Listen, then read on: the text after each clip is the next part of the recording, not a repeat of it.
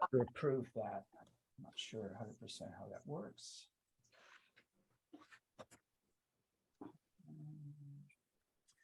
Okay, I think we're good.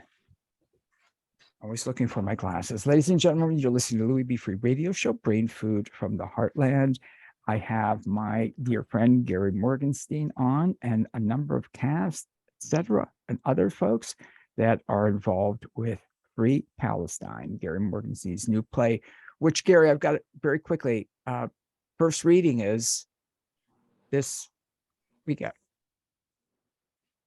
Yes, Sunday, September 4th. I forgot. I didn't know that was my cue. Sorry. That was it. No, that's okay. And after I said I'm going to have ladies first. This is why I need a directus. It's Sunday, September 4th at 7:00 at the Agudath Achim Synagogue in Bradley Beach, New Jersey. And these wonderful people are bringing it to life. I am merely, the facilitator. Although I must say, more importantly, my hair looks like Bazooka Joe hair, don't you think? Look at yes, it pointing up. I look like I just yeah. had some water gum. It's like Bazooka Joe hair. All right, that's except it. There's a lot of people out there that don't know Bazooka Joe. Doesn't that kind of? So never mind. That's why you shouldn't introduce me. Go to the ladies first. Let them take it. All right. So let's start with Kristina. Good morning to you. Welcome. Tell us a little bit about yourself. Good morning. My name is Christina Mckinney. I am playing Nadia Ruiz in the play. She's like this shy girl going to high school, and she wants to stick up for one of her favorite teachers. She has a hard time sticking up for herself. And a little bit about me: I'm just a mom of three, and I work in just a mom of three. I made it easy. And I work that's never a just, Kristina. That's never a just, a mom of three. Go ahead. I'm sorry. Theater and therapy. And how did you get involved in acting? I was doing a play for Jackie Robinson, and I've known Bernice for a few years. Doing a play back in 2019, and she asked me to be part of this, and I said absolutely. Love to support, really anything Bernice does. I think it's a wonderful job she does with the Freehold Theater. That's wonderful. Exciting. Okay, Louis, can you let Susan Rosenbluth in, our producer? And can I? Wait. Let Susan Rosenbluth in, our last guest. Oh. Gary, thank you. You're welcome. And you'd be surprised to know I've done this for a long time. Almost 25 years, yeah. No, yet still, this. And Susan should be coming. She's in, right? Yeah, should be. Okay. So coming. Yay! There you are. Oh, I love the books behind you. Yeah. I see. I love that. I'm not going to say it reminds me of the studio here, but I just love seeing all the books. Absolutely love that. All right. So let me ask if we could, Bea, if you would introduce yourself. Good morning. And tell us a little bit about yourself. Good morning. I'm Tavea Sanderson. I am playing Vanessa Bickford. She is a lawyer. Very like top of her class, and still gets kind of put into an interesting corner because of her race. And she's determined to not be seen that way, which is pretty cool. My life, I'm an artist. I'm a graphic designer.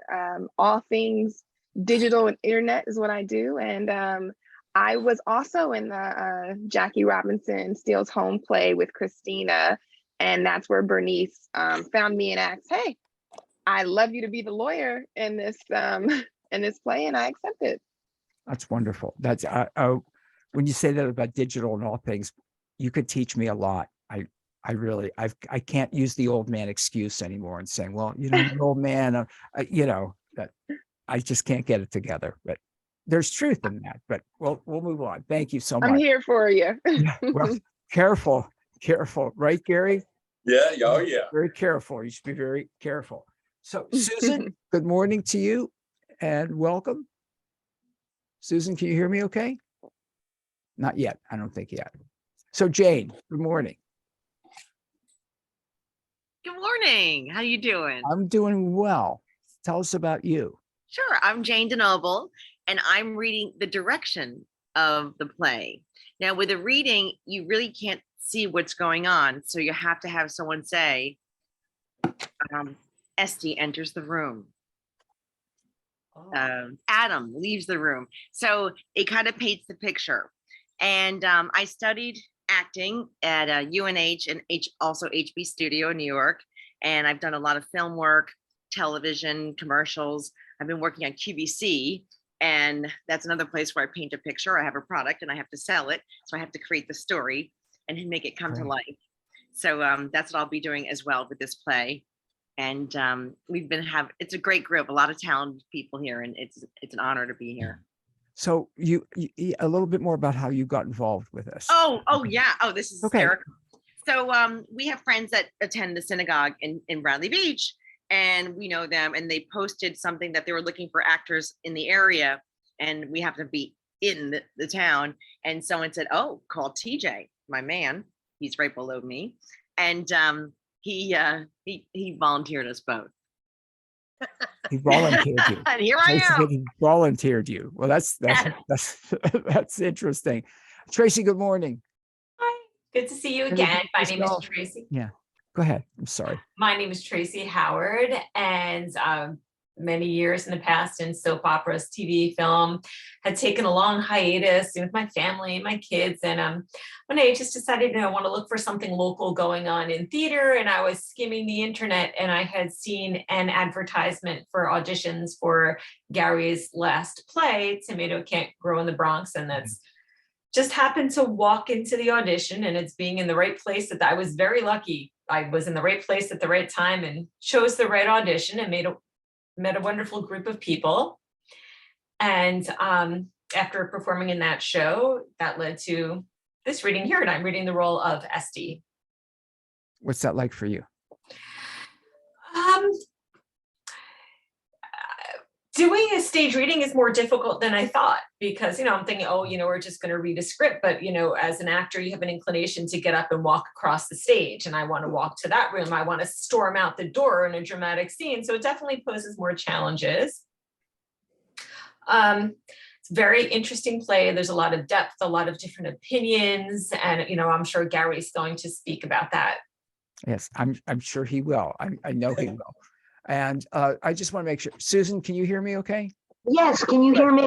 I can, yes. Great. I went off for a few minutes. That's okay. The That's fine. technology isn't perfect. It's all good now. So introduce yourself. Tell us a little bit about yourself, if you would.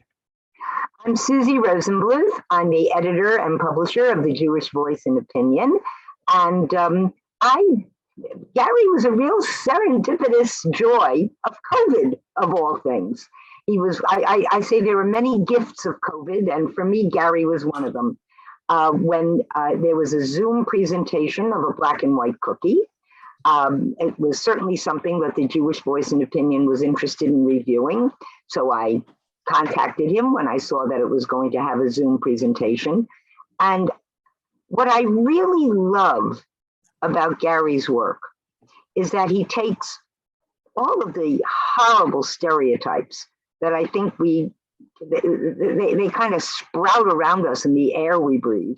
And he throws them into the dustbin of history where I think they belong. Yeah. So we have a situation in Free Palestine where the Jewish fellow is a teacher who obviously doesn't have the financial wherewithal to mount any kind of a legal battle when he feels that he and his daughter feel that he's been done a misjustice. And the African-American attorney could well afford to get rid of him. I mean, she doesn't have to take this case. She's obviously a very busy attorney. She's well-heeled. Her husband is a successful orthodontist. This is not what we're looking at, this poor couple. They could do anything.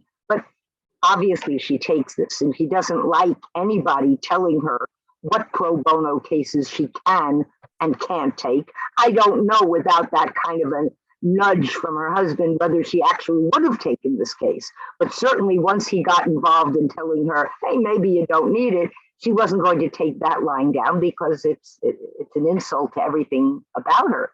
So she takes this case. And then, of course, we have the very poignant complication, which I think is what levels the playing field. And that is the terrible situation. I call it the perils of parenthood, when our children get involved with passions that we may not understand, we don't appreciate, but we certainly love them, and there's nothing we can do to protect them. So I think Gary hits a home run with this play, which is why I personally wanted to get involved in it. That's wonderful. Thank you. I want to ask you a little bit of your thoughts on the BDS movement. Any thoughts? What about the BDS movement? Any thoughts? BDS movement is a very, very unfair, horribly mischaracterized movement. It is not a movement that says, well, we're just going to take care of a financial issue and we want this or that to be improved. The BDS movement is an effort to destroy the Jewish state. It's hiding under saying that it's a financial issue. It's not. It's an existential issue. It's not a matter of people saying, let's sit down and see what there is. It's not as though we have a state that has refused to be involved in peace talks. My goodness, there have been attempts at this since the state began. So that this latest configuration is not, as I say, is nothing more than an existential threat. It is anti-Semitism disguised. What I often say, and I'm not the one who said this. This comes from the late Rabbi Lord Jonathan Sachs. As he put it, in the Middle Ages, the anti-Semites said, we don't hate the Jews, we hate their religion. In the early 20th century, mid 20th century, they said, we don't hate the Jews, we hate their race. Now what they're saying is, we don't hate the Jews, we hate their nation state. And now they're fooling nobody. It's anti-Semitism dressed up in a different gown. And I think Gary's play addresses this. Thank you. Thank you for that. I appreciate it. Bernice, good morning to you. Welcome. Good morning. Good morning, Lou. A little bit introduce yourself, a little bit about yourself, if you will. Guys, I'm coming to you soon. So you know the question. Go ahead, Bernice. Sorry. I'm Bernice Garfield-Szita. I am the artistic director of a wonderful little community theater in Freehold called Center Players. In my my day job, I am a psychotherapist with a specialty in illness and loss, using psychodrama as the modality that we use. So that's a complicated background. I will say that one of my friends many years ago said, when I read your resume, I think that you're really the social director on the Titanic. Wow, that's interesting. So yeah, and it's been a wonderful journey. Met Jackie, and Jackie introduced me to Gary. And Gary he's a cornucopia of talent and wonderful material. I directed the last play at Center Players called A Tomato Can't Grow in the Bronx. Yeah. And it had got an amazing response. Just coming out of COVID, we did 7 performances that were totally sold out, which for us was just amazing. We do have a very intimate little theater, 49 seats, but you would be surprised that people were afraid to go indoors. They were afraid to come, and yet we had waiting lists to see this play. Yeah. So it was a miracle of miracles. And now I'm so excited because we're bringing that play to off-Broadway. And I was shocked that a little girl, originally from Brooklyn, would end up directing something on off-Broadway. And I thank Gary for that opportunity. I thank you. Wonderful, wonderful cast in Free Palestine. We've been working hard, but that's all of us. I think we're all very committed to doing a really profound job whenever we do any drama. And we've been working digitally, which for some of us could be a bit of a challenge, but we've been making it. And I just love that we get a chance to talk about it with you, Louis. Thank you. A quick question about, so you work a lot with grief, correct? Yes. I've done a lot of shows on death, dying, and grief, the importance of talking about death, etc., grieving, different organizations, one from the UK recently about grief. Can you just tell us a little bit more of how you do what you do with people? My husband, Bob Szita, and I have been working with grief probably close to 40 years. Oh. And we just recently in 2010 started a nonprofit called GEARS, Grief Information Education Recovery Services.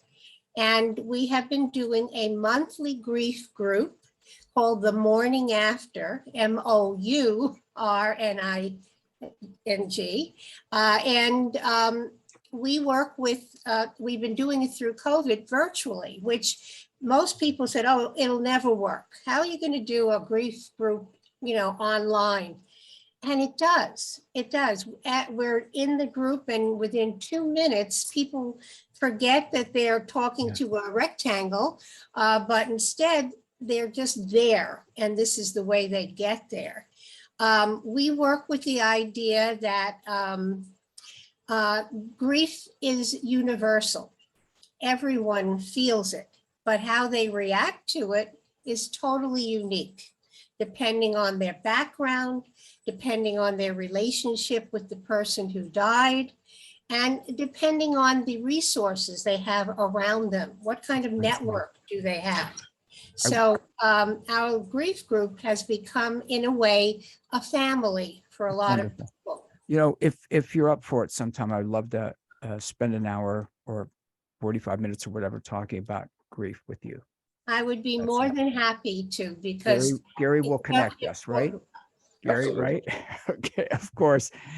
Thank you for that. Thomas, good morning. Welcome. How are you, Louis? Oh, there you are. Good. Good. Well. Yeah, please call me TJ. My friends call me TJ. Thomas is my proper name for business, but TJ is cool with me. Great. Tell us a little bit about yourself. Well, I got into this acting business in the summer after 8th grade. I was fortunate enough to grow up in near the railroad tracks in Spring Lake, but we had a decrepit theater down the street, and the recreation program decided they would do a play with the kids for the summer. So we did Little Abner. I talked all my buddies into going because that's where all the girls were. And it's all worked out since then, Go ahead. I'm sorry. That's great. No, and my friends didn't stick with it, but I kind of weaved through it through college sports. I auditioned for a bunch of shows at Seton Hall, and they'd say to me, hey, that was good, but do you want to do lighting? And I'd say, no, I'm going to go play soccer instead. So I'm going to go play on a golf team instead. So, and then I went back to it in New York and had, never made a lot of money, but have a lot of great stories for a Scotch. That's great. And how did you get involved with this? This is the first time I've ever been cast off of Nextdoor, the local app, but our producer, Susan, put it up on Nextdoor. And as Jane DeNoble said, that's how it came about. And we're so happy to stretch our creative wings in our town where we live. That's great. I'm not even aware of Nextdoor. I'm going to have to look it up. And a lot of fun. Nextdoor is fun. Hey, don't tell the other actors, okay? Oh, I'm just curious. Next door. When you said next door, I'm like, and then you said the app. So I get it. Thank you for that. Jackie, great to see you. You too. You too. A little bit about introduce yourself. I play Adam Seitz, the Jewish teacher who gets fired for teaching both sides of the Arab-Israeli conflict. As Bernice mentioned, well, I'll go back to grief, unfortunately. I lost my wife about 5 years ago, and looking for a support group, and I had a list of places that my daughter furnished me, actually, and I eliminated the temples, eliminated the churches, because I didn't want to hear, it's God's will, and and I wound up going to Center Players, and I walked in the door and said, I think I'm in the wrong place. I'm looking for a support group. And Bernice said, well, you're in the right place. So I wound up meeting Bernice through there. She tried getting me to do stuff, but being in equity and SAG, and by the way, I'll backtrack. In my 20s and 30s, I did bit parts in TV, movies. I had a record out in 1976, and then I fell in love, got married. Had to make a living, had 2 kids to support, and left the theater. And when I found myself at Center Players, I said, Janet, my wife, was telling me to go back to my second love. And I wound up doing a Zoom. COVID hit. And for me, COVID brought me new life, because I did a Zoom performance for one of Bernice's shows. And I said, all right, the unions won't even know that I'm doing this, so I'm just going to do it. And I remembered what I loved about acting, the camaraderie and just everything about it. And then my friend showed a clip to these 2 people, Gary Morgenstein and Russell Friedman, who were doing a scripted for TV movie series. And I met them online, interviewed, auditioned, and wound up. They had the play, everything was casted already, the major roles, but they needed cameos. So I wound up doing 3 different roles, and in 3 different episodes, and met Gary. We've become very close since. And then a tomato came to be, and I introduced Gary, said, before we take it anywhere major like New York, let's do it in a small theater. And I said, well, I have a small theater for you to do this in. And I introduced him to Bernice, and the rest is history. And it's just amazing how, one thing leads to another. And as another facilitator of a support group once said, there are no coincidences. So these are all meant to be, these things that happen. I just very briefly, when you said that about not wanting to hear it's part of God's plan, I'll never forget having a lady in studio with me a number of years ago whose daughter was invited or lured to a farmhouse in Western Pennsylvania by who she thought was her girlfriend.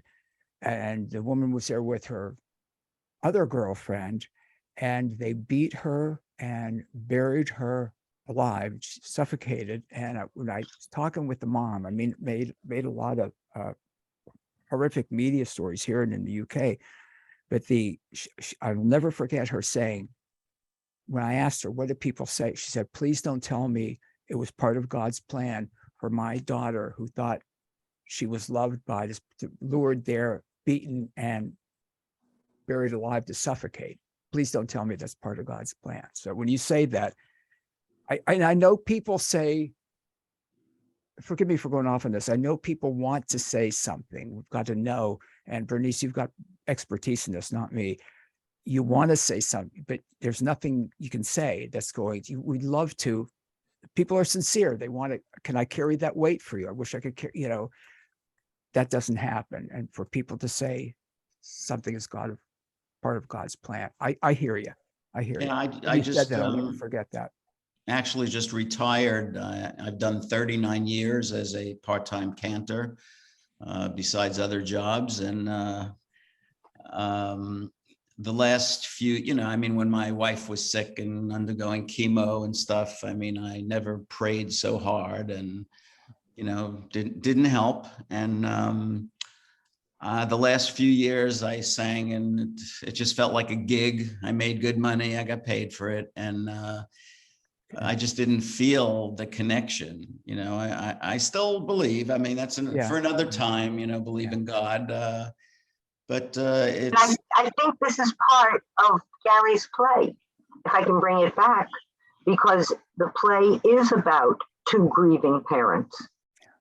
So, Gary Morgenstein, my dear friend, Yes, sir. welcome to you again, and give us a little bit about your background, if you would. Well, I'm a playwright. I'm a novelist. I write dystopian political novels. And when you're a writer, when you write novels, that's it. I know I've said this on the show many times, but you're it. It's only your name on the book cover, and good or bad, that's too bad for you.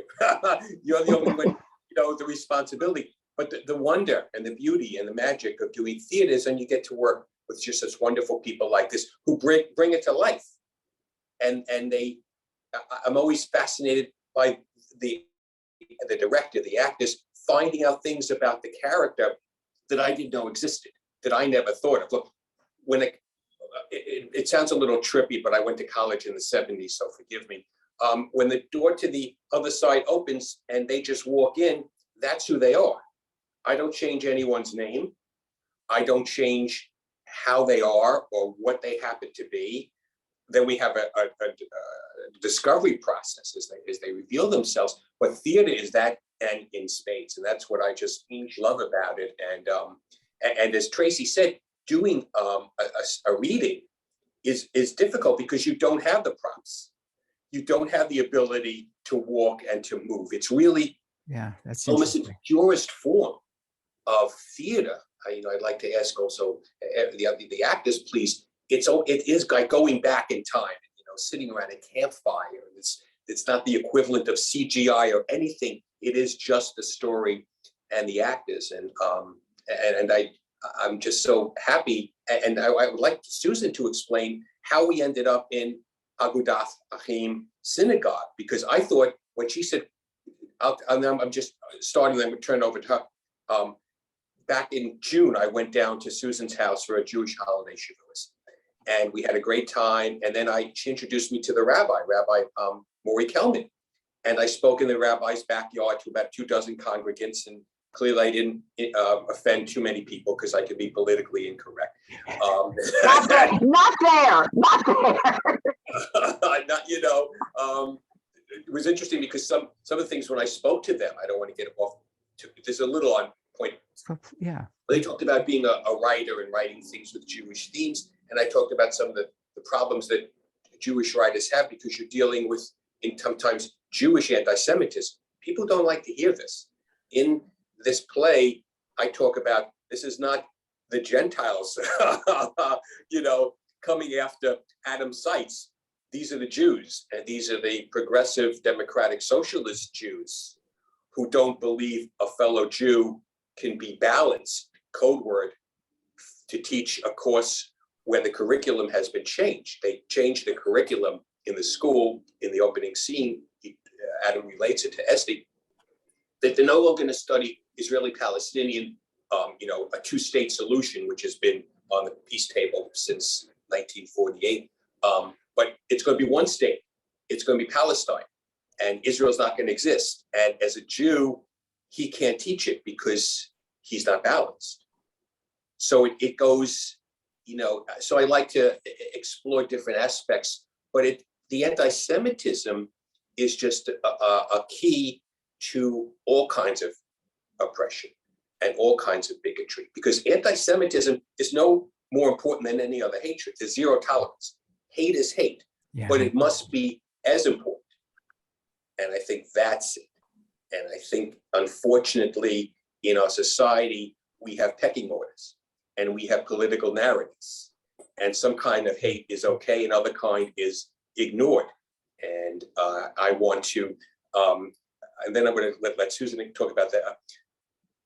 Both of us have been scolded by people for the title of the play, right? I mean, now I'm a little surprised. I mean, I understand it's provocative because it deals with the BDS movement and who want to, you know, truly alter the map of Israel, the Middle East permanently, but they don't like it.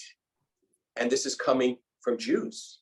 I was on a radio show last month, and the three Jewish hosts said, well, you should change it, the title. I said, why? That's what the play is about. I mean, one of the things anyway, because it's ultimately about the people and these brave, broken people who come together. But I said, but that's a play. But well, Jews won't come to see it. I said, what do you mean Jews won't come? They'll think it's about you're embracing the BDS movement. I said, well, then come to see it. Yeah. I you know, but we are so scarred. And we don't get anywhere when we just speak to the choir. When you're going to simply address people who, and that's unfortunately where we are today. I think there have been polls that show that people tend to get their news from platforms that agree with them. So you're not, you don't hone your argument, even if you want to maintain your argument. You don't hone your argument by simply talking to people who are going to spout back to you what you already believe. If you want to hone your argument, you listen to people who disagree with you. You hear what they have to say. Now, one of the problems we have, I certainly have been involved in this. One of the problems we have is that we have people who simply do not want to listen. But this is not a right wing or a left wing problem. They won't listen. It exists. I mean, I have encountered it from the left, not from the right, but I'm perfectly willing to hear from people who say that they've encountered it on the other side. What I have encountered are people on the left who simply say, no, what you're spouting is hate and we don't want to hear it. And I've said, okay, let's talk about why you think what I'm spouting is hate. Let me hear what your reason is. Why is it hate? And at that point, of course, they don't, well, everything, they'll say everything. And everything means nothing. Let us get specific. Where do you think it's hatred? Tell me, because I want to hear.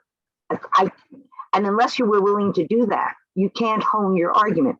What I have found, I wish I could say to you that I have learned something from people on the other side who have told me, and I've said, oh, so let's see how we can address that. I haven't, because what I have heard is nothing.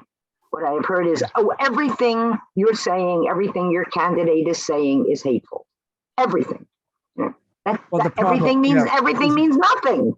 When you say that listening is something that's too often is gone, the exchange of you can almost see it with people that they're thinking about what they're going to say next, as opposed to being active. I call it active listening. We're actually absorbing it and reading it and listening to it and absorbing it and mission. Well, that's why in your head. It's our responsibility to present all sides. I don't believe as a playwright to write my avatars, people who just agree with me. In the play, and the part that TJ plays, Preston Tyler, is the head of the school board. He's a staunch supporter of BDS. He's a democratic socialist. He's the one who wants Jackie's character, who fired him. But I felt it was important. I don't want him twirling his mustache. Yeah. It's not up to me to tell the audience what to think. Yeah, I love that. Oh my God, what about if we just have both sides? You think for yourself. And that's why I made very sure, and I really agonized to make sure that when TJ talks, now maybe he's a little smug, but so what? None of the characters, they're all flawed and they all have their faults. But he has a point of view. And we have to remember that the people we disagree with did not just land in a space fleet from one of Jupiter's moons. Yeah. That we're all people, that we all have views. You might not like it, as we say in Brooklyn, tough noogies. but you've got, you at least have to listen. And I think if, as Susan alludes, if in the media world, if in our world, a polarized world, people just want yelling and screaming. And that's essentially what we have, people yelling at each other on all sides in all directions, and we don't even know. Oh, I think it's even worse. See, yelling at each other, I would almost accept. What we have is we have media that presents the side that platform wants, and they're not inviting anybody else. I don't have to guess who CNN's hosts are going to have on. I don't have to guess who who is MSNBC going to bring on to discuss it? I know who they're going to bring on. I know who Fox News is going to bring on. I know who my buddy Chris is going to bring on to Newsmax. I know who they're going to bring on. So you can sit there and listen to people who agree with you. You can sit there and get angry at people who disagree with you, but you're not going to hear any kind of give and take, because that's the problem. Not even of a place where historically and ethically and morally it should take place, which is on the college campuses. Or as Gary has done it in this high school. We haven't. One of the I think when I put the notice up on next door neighbor, what I said was, who decides the issue of free speech? Who decides what students can hear? I know today. It's catastrophic.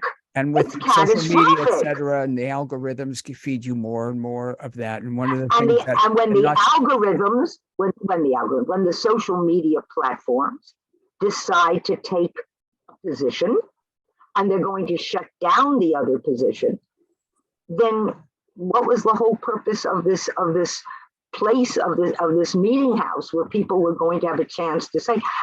I don't like the screaming and yelling at each other either, because then sometimes you can't hear, but I preferred that to the cutting out of silence. Yeah, that's catastrophic. I agree. I wanted to mention something about this from a therapist point of view.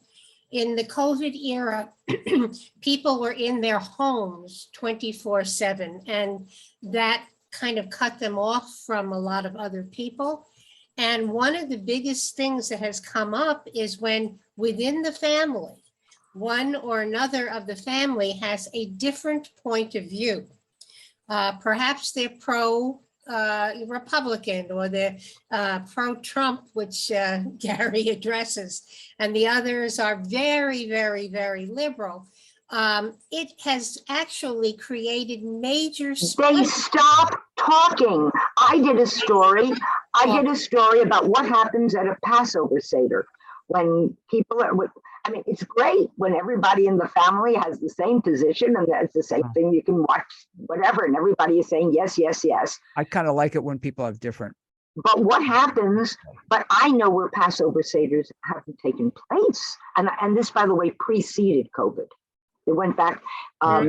It was, people think that it started in 2016. It didn't. It was all through the Obama years. It certainly came when Sarah Palin was running as McCain now is celebrated in some left-wing platforms. He was not celebrated when he was running. Mitt Romney certainly wasn't.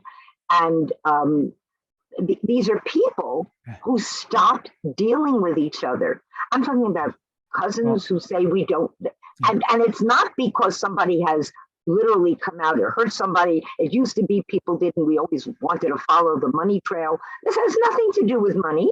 Well, one of the other things were problematic and regardless of who people liked in 2016, the election or whatever, when people would say, if you voted for Trump, unfriend me. If you voted for Hillary, unfriend you. I mean, I certainly don't want to hang around with people that are just an echo of, it's like, yeah, that's what I think too. Oh yeah, that's what, I think because what we have said, there was a time, and I think I was listening to when Jackie went to school. I think I outdate all of you, but there was a time when we could accept that we wanted the same we wanted the same end.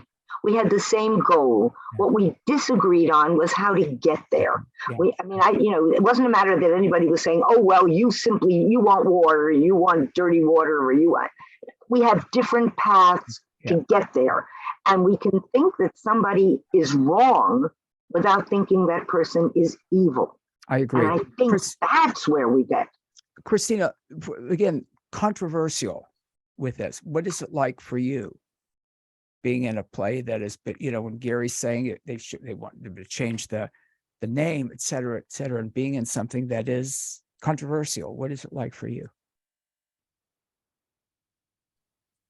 Kristina, you hear me? I'm sorry. No, it's okay. What is it No, like for you with the, and hearing all the controversy? What is that like for you being in this play? I mean, I think it's very interesting. It is a big eye opener. It's very brave, in my opinion. And of course, that definitely goes against my character. So it is almost like a twister of emotions that I technically can't handle. But I think it's very profound. And nowadays, I do think it does need to be, displayed. We're in an age of where we're hiding from a lot of things. We are pretending to be things that we're not more often. So, I mean, that's kind of how I feel. Right. Tavea, for you, what can you tell us about that with the controversy about the play and the title, as Gary was saying, and how he's urged to change the title? Wow. What's that like? Yeah, I told you I'm in the digital field, so a little clickbait never rubs me the wrong way. I say, go for a little clickbait. But for me, I think this is not my real lived experience. It's been wonderful to kind of be able to hear the sides inside of the play, and then in my own research and just kind of, watching the news, what I realize is what's fed to me and what I have to seek out. But I think that right now in life, we're in an interesting place. So if I can talk about my personal experience, it was before if I could go there, before George Floyd and before the pandemic, things that I said were playing the black card. Things that I said were the craziest, no way. And I have friends of all walks of life who voted for Hillary, who voted for Trump, who voted for Bush, who voted for whoever, right?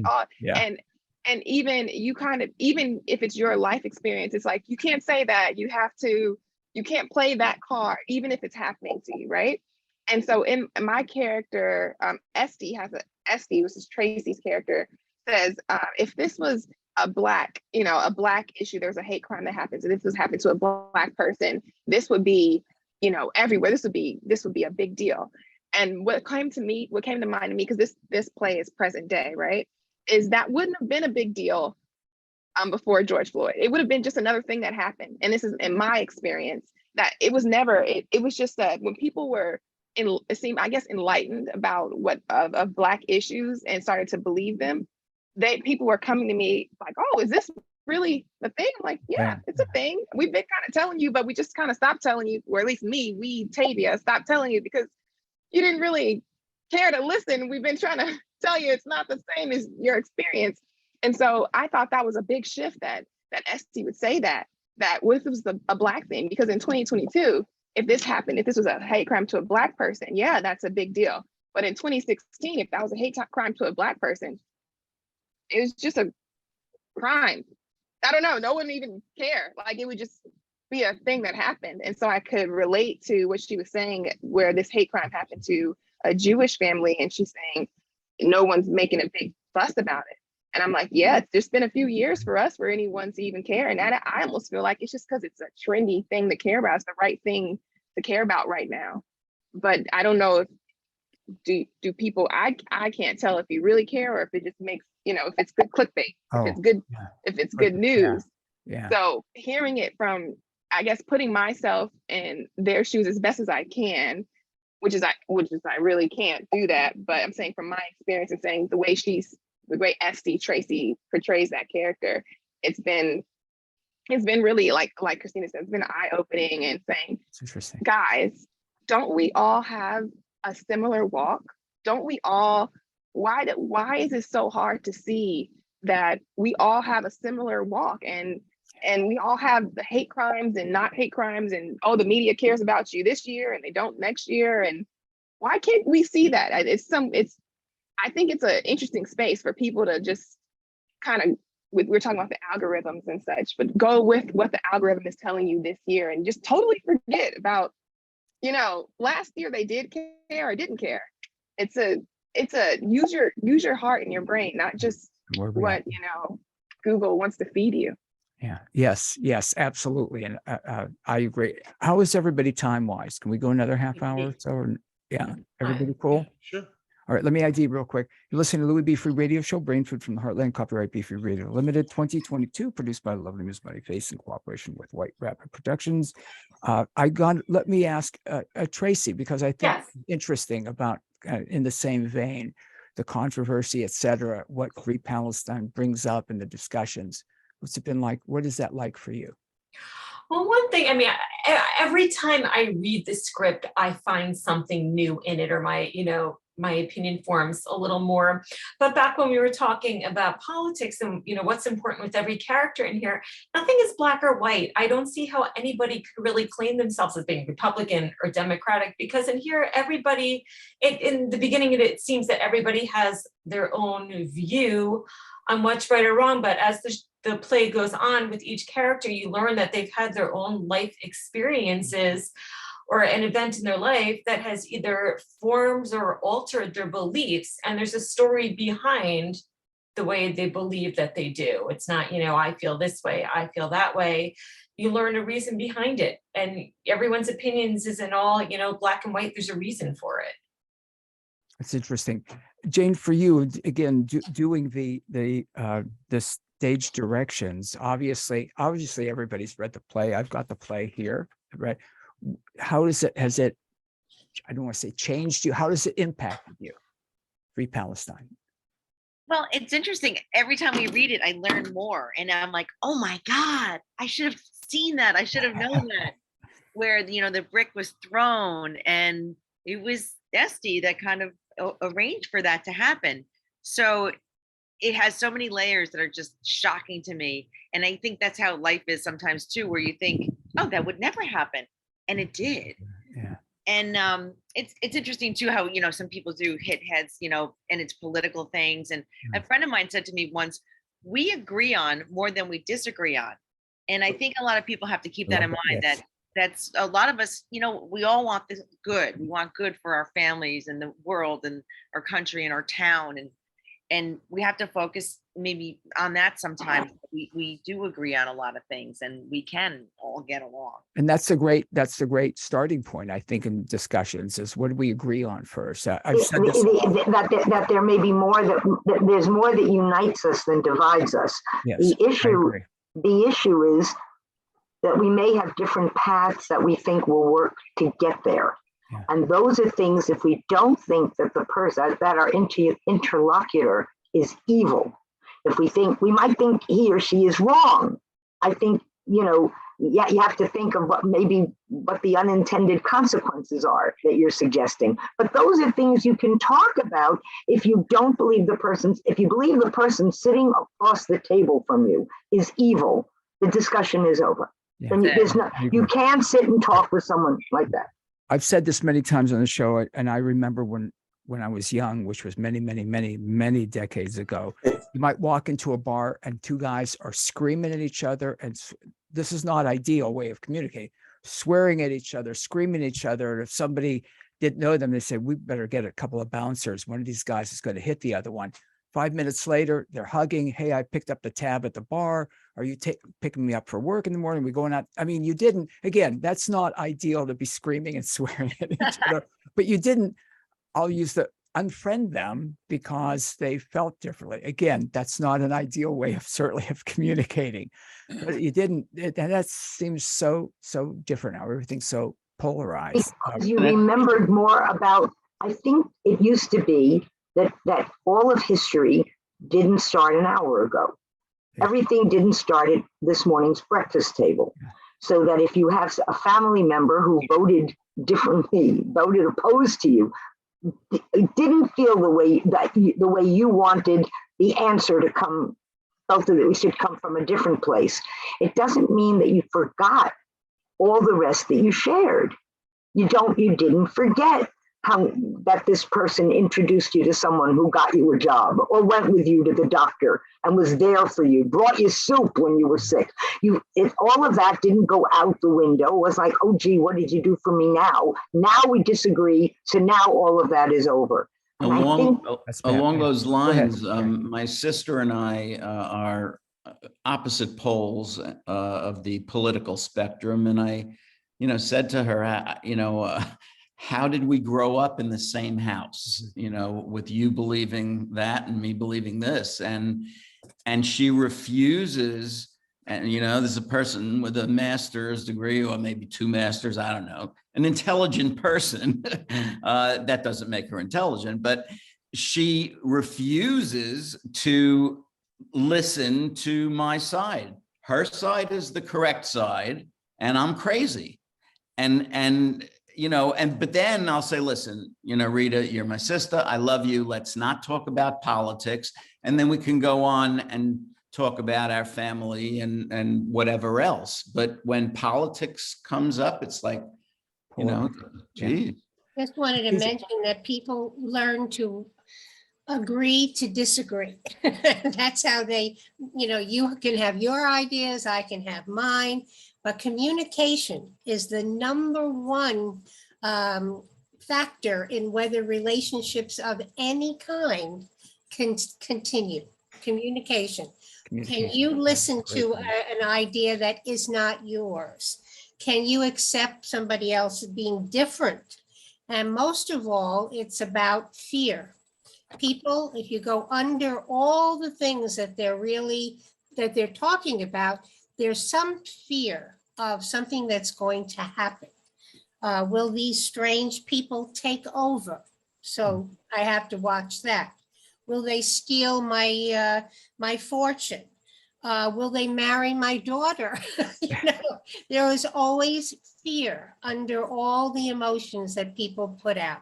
When you figure out what the fear is, sometimes we can get to a level of communicating and maybe alleviating some of the fears. And the thing I love about acting is we have people from all walks of life getting together and becoming like family. Right. That's a great point. TJ, for you, what's the impact for you in doing? Well, I mean, I've enjoyed all these conversations, and I've also enjoyed, the process. But what I see in this is my character, clearly, according to our producer, is a horrible stereotype, and I enjoy playing that. But I am most curious how the public is going to react to Kristina's character, Nadia, because in my mind, Nadia is the public, people who are affected economically or through friendships or relationships by how they feel and what they're free to say. I mean, I think a lot of people have been muzzled because they're just afraid of what's going to happen. And they don't want it to affect their regular life. But in a way, we do have to step out there. And so I am very curious as to how the public's going to relate to, how Gary weaved that and Kristina presents it. Because she is kind of like the conscience of the play. She's the one, and even that conscience, she lied because she had. So that's the thing. She's every man. She's every person. She had to lie because she had to, because the system made her. So when you want to talk about everything being gray, that's gray. It doesn't get, Jackie should have stood up against the bullying before, but he didn't because he didn't want to lose his job. That's what we have to remember. It's not all talking heads on MSNBC and Fox News. It's people like us. And that's the beauty of theater, is if you do it right, if you do gray, and gray is hard. It's because even you, Preston, even Preston's, you know, he has a valid point. He's worrying about the educational system collapsing. He thinks, Preston, you're not doing it. I mean, I have some sympathy because you're not doing it to hurt people per se. You're doing it, you really think you're doing the right thing in the way you view the education. It is not right, but you think you're doing a good deed. You think that's the way you're going to help a generation which is getting lost, which can't even handle democracy anymore. And so I think everyone, we need to remember that, but we need to have a breath. That's why you need a play, you know, if a movie, a television series, something, to just sit back and say, well, wait a second, with no one screaming at me. And that's very important. Yeah, very important. Gary, in writing this, what was I hate to use the overused phrase tipping point, I'll say with respect to Malcolm Gladwell that wrote the book Tipping Point, but to write this, what was going on when you said, you know what, I'm gonna write this play? Well, like I said, I'll tell you how the sausage is made. It's, just the door open, characters appear. Yeah. And Adam Seitz appeared, and he comes running in and he's fetching and he's yelling, and it's like, all right, calm down, tell me what happened. And then we're off to the races. And it's just an interesting process of the deeper you get. Is as a writer, I go through the same thing as everyone goes through doing the play. It's no difference. No, there's no right or wrong. It's just, oh, that's who you are. Because we have, we're not of a kind. We're bits and pieces. And, you say, okay, so Jackie is the aggrieved Jewish teacher and it's academic freedom, but he's a lot more. And Estie is, kind of snarky, but she's a lot. I mean, all of them is a lot more. And we tend to forget that because, again, we are so, well, you are this. So I have to deal with whatever your hyphen happens to be, or whatever you happen to be, no matter, and I'm not going to try to check all the way, but we know what, everyone happens to be something, but we're a lot of things. And I think our families mess us up way more than so, growing up, that's Bernice, what did Freud say? Most people's problems could be traced back to other people. Yes. That's right. That's right. When my mom wanted How to, you developed it, I'm going to share a little bit that I was raised in a family, first generation immigrant family that came from Russia. And my parents were very, very sweet, good people. They kind, but they would tell me, don't go near the others. Only have friends that are Jewish because you are safe if you're with your own kind. And and I knew they were saying it out of love, out of protection, all kinds of good things. I'm grateful I grew up in a world post-war that there was no imminent danger to me. And so I could open my eyes and my heart and my mind to other people and other cultures. I was always the youngest in the family, who would bring in my Italian friend, my Afro-American friend, my, my gay friend, whoever it was. And my parents and family, they would kind of stiffen up, but their the goodness was there, and they would always be very wonderful. And eventually they ended up loving these people as I did. But their initial orientation is stay with your own, keep away from the others. You're going to get hurt. And we don't want that to happen to you. And it was, as you said, the fear you said before. We want, even in Gary's play, our desire to protect our children goes beyond our power to do it. Yes, yes. But there's a wonderful Barbara Streisand song. I don't know if you've ever heard it. And if you have one of those cute little machines that will put it on for you. Your record It's player? called If I How old If I are you? If I could. Yeah, not a record player. If I could, and it's all about from a parent's perspective. If I could protect you from all the things that are difficult in the world, I would do it. And if I could, I'd teach you the things I never learned. And I love that line. Yeah. Sometimes we look back and we get angry at our families saying, why didn't you, help me figure this out? They didn't know. They did the best they could with what they knew at the time. And one of the things in therapy is we try to help people acknowledge the hurt, but forgive the person who might have hurt you, because they too were dealing with all kinds of influences and fears and worries and whatever else. So the reason I love Gary's work, Gary said, you may not like this play. Yeah, it may not be your thing, but it's always, Gary's work is always bringing into the spotlight the boo-boos of humanity and making us look at it, making us think about it, giving us something to think about after we left.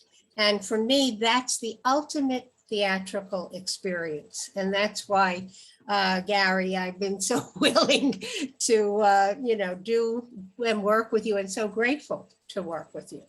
So, Well, I mean, you say I'm your favorite living playwright. yeah, you are my favorite living playwright. That is correct. Great.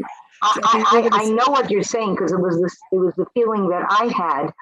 I had it after hearing the Black and White Cookie. Right. That a play that can send you home and can become a subject of conversation around the dinner table it's a rare thing. I review plays for a living. I mean, it's what I do.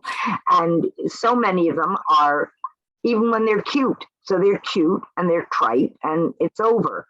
But when we were talking about when Gary wrote Tomato Can't Grow in the Bronx, and the issue of a parent, not out of malice and not because he's hateful, but because he wants to protect everyone, because I know better. It's the old thing, when two women talking about their children and grandchildren who say, yes, but well, it's their child and they have to make their own mistakes. I just hope to God it's not going to be too late. I mean, we sit there and we worry beyond where we can do anything. And what we have to do, I mean, you trust in whatever power you think is there. You say, please, God, watch over him, because I won't be there all the time. Yeah, and worry doesn't change it. Jackie, we're going to say something earlier. Do you? I don't know. I mean, yeah, I'm going to say a few times. No, we were just talking about how our parents influence, and I was just going to throw in, the way my mother got me to turn on the light is she would say, it's okay, I'll sit here in the dark. Guilt is the best motivation for some people. I just wanted to mention Black and White Cookie is going to be produced, and I'm directing it in this coming season in July at Center Players. And I want to tell you, trying to sell these rather socially relevant programs to a wonderful board of people, but they don't always see the importance of doing something that makes you think, but rather they want to make you laugh. And we all know that if you're in pain, you can't laugh. So helping people sort out, stuff along the way in a healthy way is the best way to help people laugh. I think being in pain is the best time to laugh. I think when you write, that's a cultural, people laughing at themselves or the situation is one way that they cope with. A real quick story, I was leading a grief group in a hospital, and we had a nurse who really, the head nurse was really Nurse Ratched. And God. she wanted everything to be quiet and orderly and da-da-da-da. And I have a group of about 40 people who are coming to this grief program the morning after. And somebody said something funny, like, I'm not interested in remarrying. I don't want to be a nurse or a purse. So that just hit a chord. Everybody started laughing. And when I came out, she said, you're going to have to keep them quiet. This is a hospital. I said, well, that's true. But do you know what group was in there? To make them laugh is a miracle. And so laughing through your pain is a very good therapeutic strategy. TJ, go. Yeah, I got a little funny one for you at the end here. When I was 14, I was playing freshman football. And after getting your head kicked in for 2 weeks of double sessions, the coaches call me over and they say, hey, Coan, the game's at 10 o'clock on Saturday. Can you make it? And I said, yeah, coach, I've been here getting my head kicked in. I'll be here. So I went home to my dad and I said, hey, Dad, the coach is asking me, can I make the game at 10 o'clock on Saturday? And he says, yeah, because he thinks you're Jewish. Get used to it. So here I am playing the grandson of Rabbi Teitelbaum. So it's gone full circle. COA could have been COA. Sabbath. Saturday is the Sabbath. You didn't think you would be able to on Oh, that's this. great, TJ. That's great. That's hilarious. True story. Yeah, no, I get it. I get it too. Can you make it at 10 o'clock on Saturday? That's great. When again, Gary, for you, for everyone doing this, Sunday is going to be so powerful for the audience. And again, anyone that's read it, well, we've all had the opportunity to read it, will understand how it will, it's hopefully in all people inspire some thought, having people not fear the mirror and look at themselves, which is what you do a lot, Gary. You have people, you develop characters that will make people take a better look, a clear look. I don't know what the word would be, at themselves. Well, I'll tell you a quick story. A black and white cookie premiered last October just outside Washington, D.C. in Maryland. And the actor, Melvin Smith, he won a Broadway World Award for Best Actor. He plays a conservative African-American Republican. And now Melvin said at the talkback, he said, I'm a union organizer. I have only voted Democrat. I hate Republicans. He said, but doing this play and doing this character, I kind of opened up a little bit. I kind of understand a little bit more. Now, he wasn't going, campaign for Trump. The other But side, he yeah. was at least, and I think that's all you can hope for sometimes. We're not changing the world, but just a glimmer. Take a breath, take a pause, think that maybe someone you like, everyone has been saying, you might agree, you might have more. Maybe he may not vote for Trump, but maybe he won't think someone who voted for Trump is evil personified. That's right. Or Biden or whatever, or just, But my most important question now, it's this Sunday, September 4th, 7 o'clock, the reading. Then there's a talk back. There's a dessert reception. So Susan, what are we serving? Because I'm voting for chocolate babka. If I have I thought you were black and white cookies. We are going to have black and white. We are going to have black and white cookies. Somebody just stole my thunder. Sorry. We're gonna have an assortment of kosher cookies. So Is there going to be any red wine for the playwright after his? Back at my house. All right, fine. So being a publicist partly, I think we should mention Tomato Can't Grow in the Bronx is coming to Off-Broadway and the first 3 weekends in December. December 2nd through 17th at the Chain Right. Theater on West 36th Street. West 36th Street Oh, that's great. Avenue. And that means you can take the bus right into New York, right into Port Authority and walk over. Port Authority or Penn Station, you're right there. It's the first time I've been in New York since COVID started was when we came in to look at the space we're going to work in.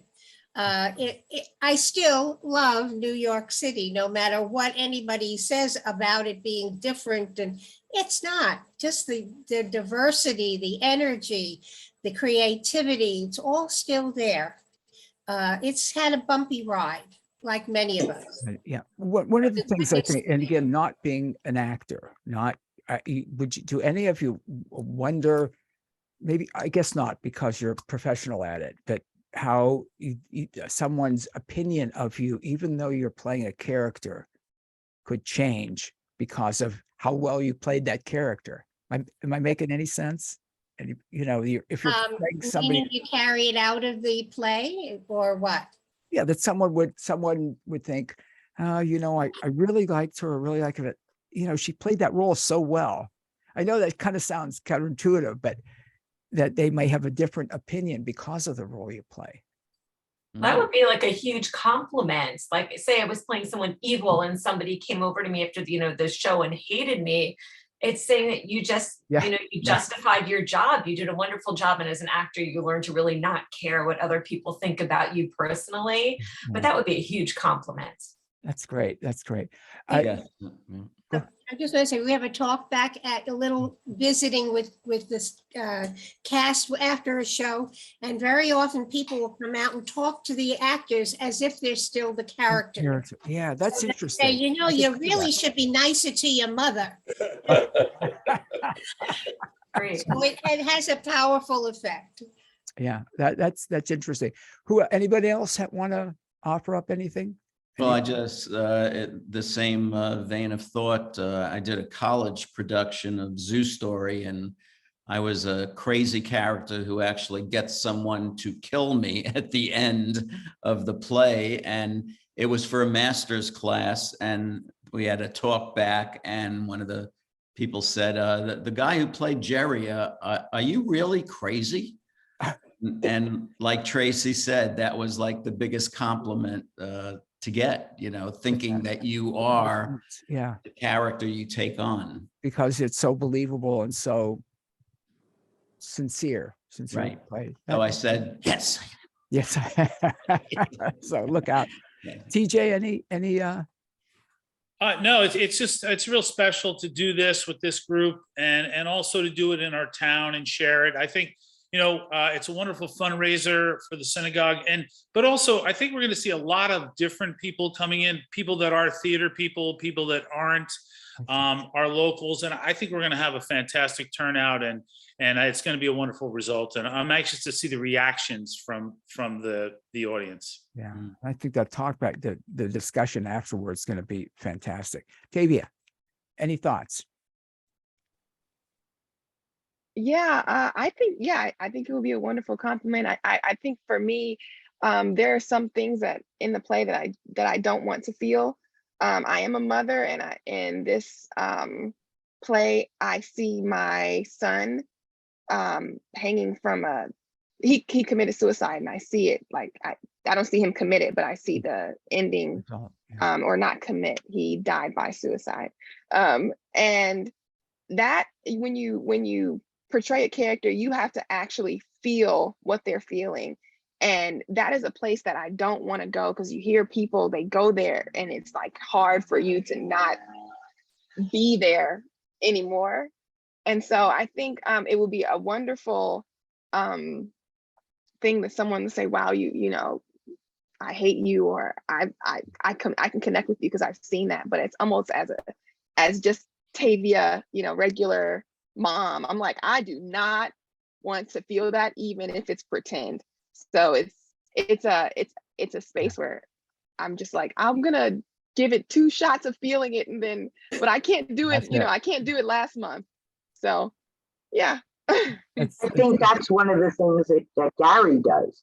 He takes us all there, and we all take 2 steps back because we realize that we're in the presence. There is nothing worse. These 2 people are suffering. The attorney and her husband are suffering something that most people, we can't even imagine. I mean, what we have in our head is that there You would don't be mind if I nothing say, worse. don't want to imagine. That's one of the things when Don't want to. Gary brings us say, there. when a- But Gary brings us there, and I think he has to bring us there because we're not only talking here, as I said, talking about the issues that he's bringing up, but we are also, one of the issues that we haven't even gotten into today is the issue of bullying. And do you bully someone because that individual is espousing a political position opposed to yours? Do you bully him? Do we know now what can happen? when you say that, as I'm talking about in life, I don't want to feel. When I was at a funeral, a friend of mine's a son died, and the guy, I knew him in front. I knew his statement was, he meant well. I know he wasn't being cruel, but he said, "Oh, I know how you feel." And I'm thinking, no one ever knows how somebody feels, and that's something I don't want to know how that feels. So it can be very, very powerful. Jane, any thoughts? Gary does a Oh, great I'm job sorry. humanizing the Yes, he characters. does. Yes, he does. Yeah. He's brilliant. So yes. Jane, any thoughts? I'm just looking forward to presenting this to everybody, and it's been a really nice experience. And thank you, Gary. Yeah, Thank you all. Thank you all so Tracy, much. anything, Tracy? Anything else you Looking want? forward to seeing you all in person on Sunday, and Gary and Friday. well, Friday, but you know, Yeah. for Friday, our we actual officially live meet. read And you're all coming over, and you're all coming to me. I'm really honored. I'm going to have all these great people. My favorite part is the talk back, because I love to hear what people have to say and their opinions, and, you know, having first seen it for the first time, not reading the script and first seeing it. That's my favorite part, to hear everyone's reactions. That would be interesting. Is that unusual to have the talk back after something like this, or is it relatively common? I don't We know. did it for A Tomato Can't Grow in the Bronx, and I was a little hesitant, and I'm like, I don't know if I want to talk. And it turned out to be my favorite part of the performance every night, because I loved hearing everybody's personal stories and everybody who wanted to contribute how they can relate to something that happened in the show. It's fascinating. Yeah, that's got to be, that'll be very, very interesting. I just want to, before we go, I just want to give a shout out to one of the actors who couldn't make it today, Arthur Gregory Pugh, who plays Reggie Bickford. He's actually in tech rehearsal today for a play that he's starring in, which opens tomorrow. I want one quick question is that it's got to be, when you're doing a play, if you're doing it for X amount of performances, you become, from my understanding, like family together, because you're working together, you're almost living together with everything. And it's got to be, what do I want to say? Hard, unusual, weird when you all go your separate ways. We always have people who are crying at our party at the end of a production. They say, "What am I going to do with my life now? I'm not going to, you know, how am I going to live without, you know, talking to these wonderful people?" So yes, the bond remains, because there's nothing scarier than opening your heart and your mind and your body to a role and be supported by others who care deeply about it as well, and you. And of course, backstage, people tell everything to each other. I mean everything. More than you may. So it's like a wonderful therapy group. I wanted to mention one thing, that in psychodrama, at the end of doing a drama of someone's life, let's say I took the role of being a mean grandma, and at the end, we de-roll. We say, okay, I'm Bernice. I'm really not a mean grandma in that way, but I can relate to the part because I had one. I have the tendency, whatever, because the man who invented or who created psychodrama, Moreno, used to say, we all have all the roles inside of us. Whichever role that we play, we have an intuition about it. And the best actors are the most empathetic, feeling, compassionate people, because they have to put themselves into that role and feel it. And it can be very powerful. So at the end, we have to remind ourselves, I am who I am. That's how a therapist has to work. I am going home to my husband and so on. I am not somebody who just had their son killed in a crash. I have to To be, come back to myself. to you. Gary, any thoughts? Just hope everyone can make it. I think it's going to be a lot of fun. Like everyone said, I'm very curious to see the reaction of people, because we know we hit some buttons. But ultimately, for all the themes, as we've been saying, it's about people. It's about these average people, and that's something to always remember. They're not superheroes. They're just ordinary people caught up in extraordinary moments, trying to, fix themselves and reach someone. And I think that's beautiful. As Jane was saying, we just all want to just get along and be happy and healthy and, have some money in our pockets and have our children well and not have to worry. And that's people all in this country and across the world. Yeah. We have to remember the universality of that we all feel that way. And that's, again, back to what we were saying earlier, that's the great place to start, what we agree on, and then be active listeners with each other. And thank you, Louis, for having us on. Thank you. I love this. And I'm so excited for you all. And this will be the first of who knows, correct? God willing. God willing. That's right. God willing. Thank you all. What an honor to have you on the show today. I appreciate it very, very, very much. We'll have to catch up after, Gary. Yes, Thanks for absolutely. having Thank you, everyone. See you Sunday.